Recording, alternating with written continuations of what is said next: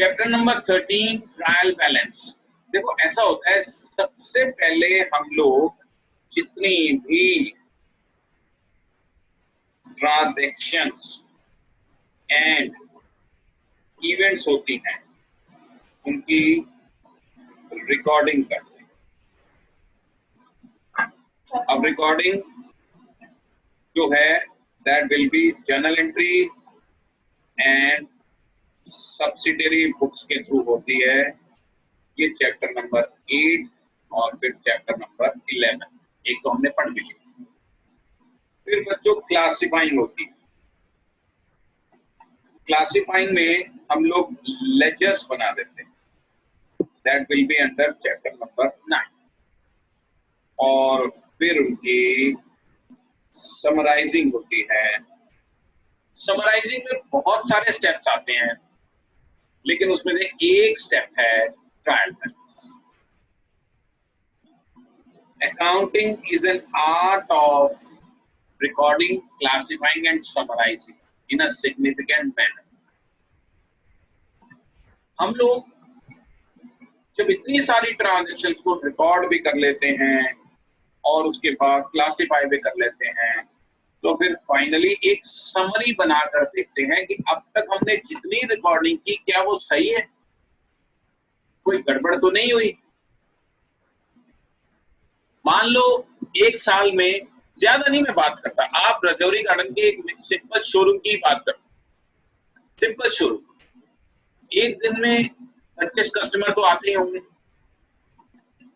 उन 25 कस्टमर के साथ हमारी 25 ट्रांजैक्शन तो हो गई।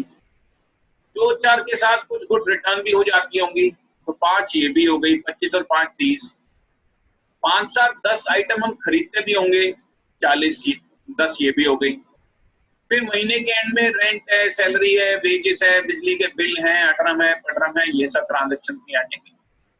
तो अगर मैं रफली कैलकुलेट करूं तो एक ही महीने में करीब 1500 ट्रांजैक्शन आ गई। अगर साल भर में काउंट करूं तो 18,000 ट्रांजैक्शन होगी। मैं छोटी ट्रांजैक्शन की बात कर रहा हूं, आई एम नॉट काउंटिंग की भाई बड़ी कंपनीज कितना करती हूं।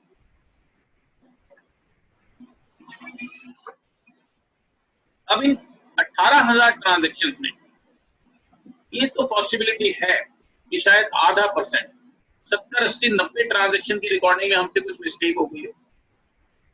किसी को प्लस करना था माइनस कर दिया, माइनस करना था प्लस कर दिया, 900 रुपए लिखना था 90 लिख दिया, या 90 लिखना था 900 लिख दिया, या सब्सिडरी बुक्स का टोटल करने में मिस्टेक कर दी, या सब्सिडरी बुक का टोटल जहां पे उठा के लेके जाना था वो ले जाने में मिस्टेक कर दी। मान लो टोटल तो हमने ठीक कर दिया 94,918, दूसरी जगह में लिखते लिखते उसको लिख दिया 94,189, होगी गड़बड़। तो लास्ट में या कहो कि बीच बीच में हम लोग इन बैलेंसेस की, इन रिकॉर्डिंग की, इन क्लासिफाइंग की मैथमेटिकल एक्यूरेसी चेक करते हैं। क्या वर्ड बोला मैंने? मैथमेटिकल एक्यूरेसी चेक करते हैं कि क्या मैथमेटिकली हमने ट्रांजैक्शन ठीक तरीके से रिकॉर्ड कर लिए हैं। उसके लिए हम लोग एक स्टेटमेंट बनाते हैं, and that statement is called trial balance. ये बच्चों चैप्टर नंबर 13 है। इसका एक लंबा वाला मेथड है, चैप्टर नंबर 8 पढ़ेंगे, फिर 9 पढ़ेंगे, फिर 10 पढ़ेंगे, सबको इकट्ठा करेंगे तो चैप्टर नंबर 13 बनेगा। और एक मैं तुम्हें आज एक शॉर्टकट भी बताने जा रहा हूं, बहुत सिंपल लगेगा आपको। ट्रायल बैलेंस का फॉर्मेट ऐसे बनता है, ऐसे बनाएंगे trial balance as on. For example हम बना रहे हैं 31 मार्च 2019। बच्चों जाग रहे हो ना? आवाज आ रही है ना? Yes sir. Yes sir. हम लोग फॉर्मेट आपको सिखा रहे हैं।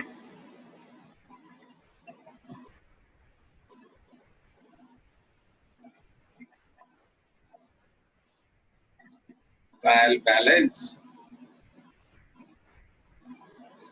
एज ऑन किसी भी एक पर्टिकुलर डेट पे 31 March 2019. First column date, second column particulars, third column ledger folio, fourth column debit balance और fifth column credit balance. Date, particulars, ledger folio, जितने डेबिट बैलेंसेस हैं वो यहाँ शो कर देंगे और क्रेडिट बैलेंस शो करेंगे. यहाँ पे डेट की बजाय ना एक काम करो, मैं तुम्हारे को डेट तो हमने ऊपर लिख ही दी है.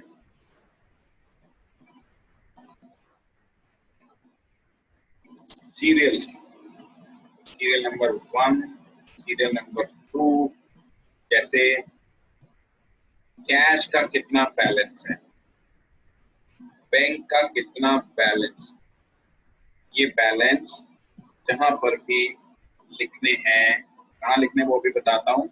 वो लिखने के बाद हम इसकी टोटलिंग करते हैं, नीचे डबल लाइन डालते हैं और इसको लिखते हैं बच्चों ग्रैंड टोटल.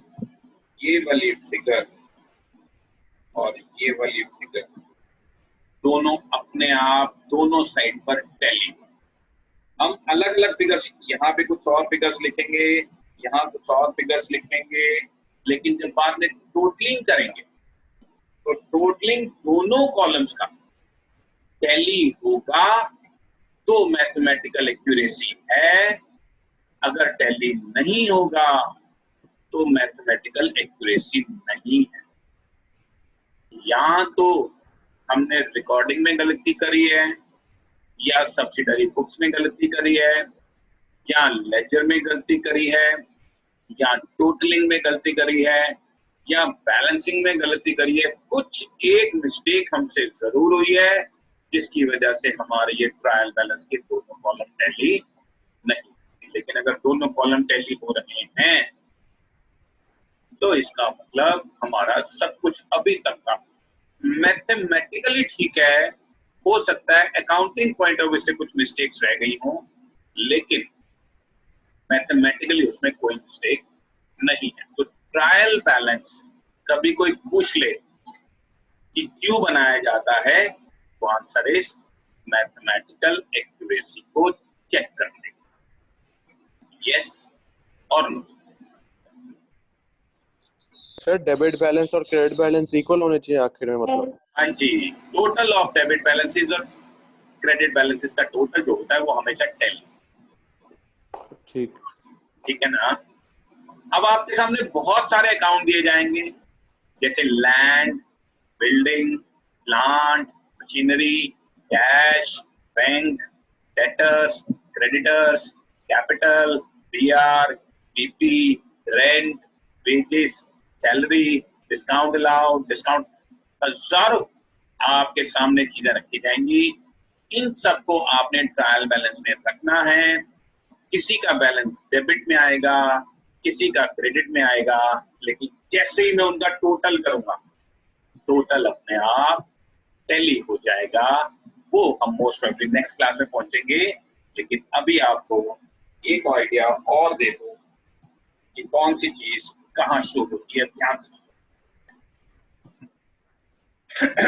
चैप्टर नंबर 6 के अंदर rules of debit and credit में मैं ये चीज ऑलरेडी तुम्हें बता चुका हूं. मॉडर्न क्लासिफिकेशन ऑफ अकाउंट्स को हम यहां पर यूज करेंगे. जितनी भी एसेट्स, एक्सपेंसेस और ड्राइंग्स की मैं उन सबको, तुम्हें याद होगा क्या बताया था मैंने उनको, डेबिट बैलेंस, उन सबको हम लोग डेबिट साइड पर शो करते हैं. लेकिन इन सबसे उल्टा लायबिलिटीज, रेवेन्यूज और कैपिटल्स को लोग क्रेडिट बैलेंस बोलते हैं. मतलब इन सबको क्रेडिट साइड पे. याद है इसको क्या बोलते थे हम लोग? इंक्रीज डेबिट होगा, डिक्रीज क्रेडिट होगा, एसेट एक्सपेंस और ड्राइंग्स में। याद है चैप्टर या भूल गए? याद है, याद है ना? लायबिलिटी, Yes, रेवेन्यू और sir. कैपिटल को भी मैंने आपको बताया था कि इंक्रीज होगा तो क्रेडिट, डिक्रीज होगा तो डेबिट, क्योंकि ये अपनी अपनी साइड पे रहते हैं। और इनकी साइड क्या है? एसेट्स, एक्सपेंसेस और ड्राइंग्स की side is debit, liabilities, revenue और कैपिटल की साइड इज क्रेडिट। यस और नो? Yes, ठीक है जी? sir. ये हाँ बोलो बच्चे, सॉरी का बोलो।